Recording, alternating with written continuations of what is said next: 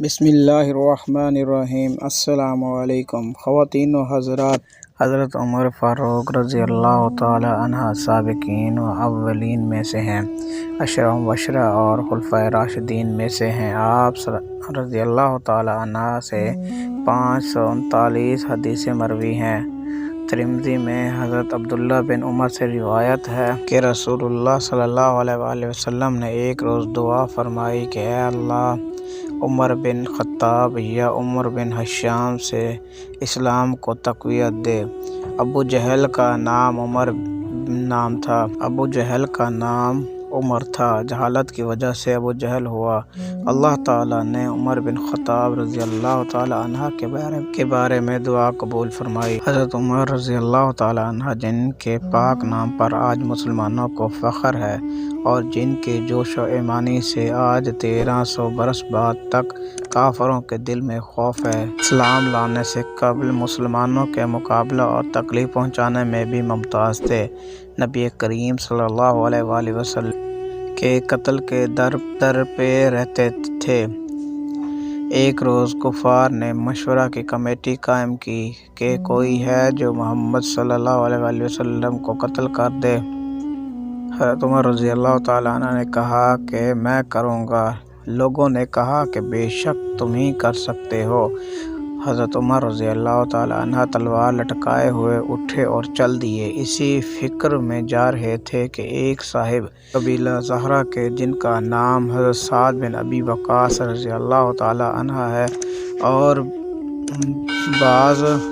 بعض مورخین نے دوسرے صاحب کا نام بھی لکھا ہے، انہوں نے پوچھا کہ عمر رضی اللہ تعالیٰ عنہ کہاں جا رہے ہو؟ کہنے لگے کہ محمد صلی اللہ علیہ وآلہ وسلم کے قتل کے فکر میں ہوں، نعوذ باللہ۔ سعد نے کہا بنو ہاشم اور بنو زہرہ اور بنو اب منافع سے کیا مطمئن ہو گئے؟ وہ تم کو بدلے میں قتل کر دیں گے۔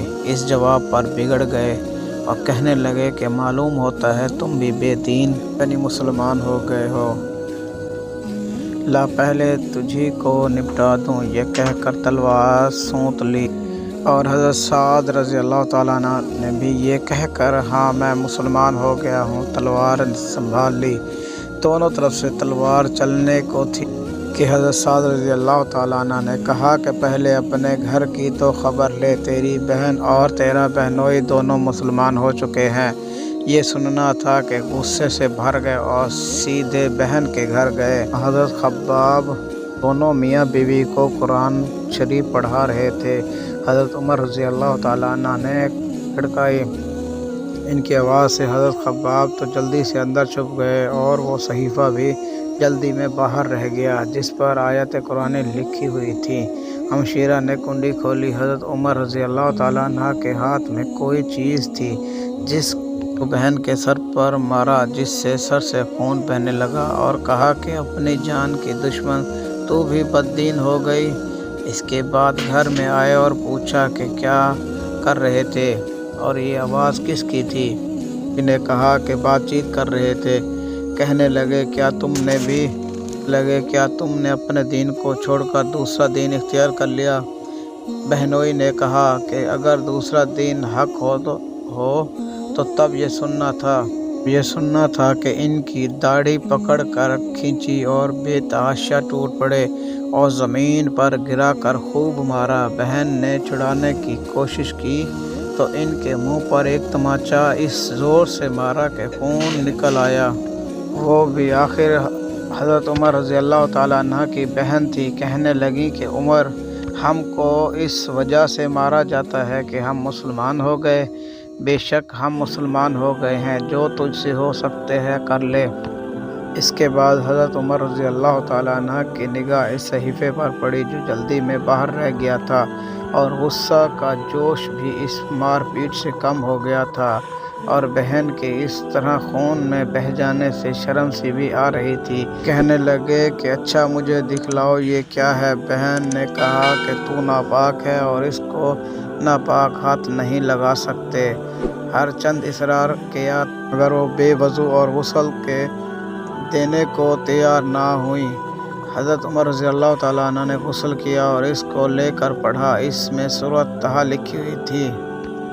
اور اس کو پڑھنا شروع کیا اور اننی انا اللہ لا الہ الا انا اعبدونی واقیم الصلاۃ لذکری پڑھا کہ حالت ہی بدل گئی۔ کہنے لگے اچھا مجھے بھی محمد صلی اللہ علیہ وآلہ وسلم کی خدمت میں لے چلو۔ یہ الفاظ سن کر حضرت خباب رضی اللہ تعالی عنہ اندر سے نکلے اور کہا کہ اے عمر، تمہیں خوشخبری دیتا ہوں کہ کل شب حضور اکرم صلی اللہ علیہ وآلہ وسلم نے دعا مانگی تھی کہ یا اللہ، عمر رضی اللہ تعالیٰ عنہ اور ابو جہل میں تجھے زیادہ پسند ہو اسے اسلام کو قوت عطا فرما۔ یہ دونوں قوت میں مشہور تھے۔ معلوم ہوتا ہے کہ حضور اکرم صلی اللہ علیہ وآلہ وسلم کی دعا تمہارے حق میں قبول ہو گئی۔ اس کے بعد حضور اکرم صلی اللہ علیہ وآلہ وسلم کی خدمت میں حاضر ہوئے اور جمعہ کی صبح کو مسلمان ہوئے۔